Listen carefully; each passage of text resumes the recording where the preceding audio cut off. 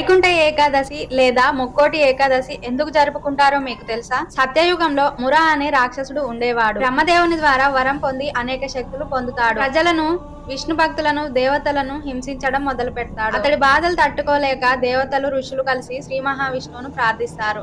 అప్పుడు శ్రీ మహావిష్ణువు వాళ్ళ బాధను చూసి మురతో యుద్ధం చేయడానికి సిద్ధమవుతాడు. యుద్ధం చేస్తాడు. ఈ యుద్ధం 1000 సంవత్సరాలు జరిగింది. ఈ యుద్ధంలో మహావిష్ణువు అలసిపోవటం జరిగింది. అలసట తీర్చుకునేందుకు విష్ణుమూర్తి గుహలో విశ్రాంతి తీసుకోవటం జరిగింది. విష్ణుమూర్తి విశ్రమించిన సమయంలో ఆయన్ని సంహరిద్దామని మురాసురుడు ప్రయత్నించగా విష్ణుమూర్తి శరీరం నుంచి మహా తేజస్సుతో కూడి ఉన్న యోగమాయ అనే కన్య ఉద్భవించింది. ఆ రాక్షసుని సంహరించింది.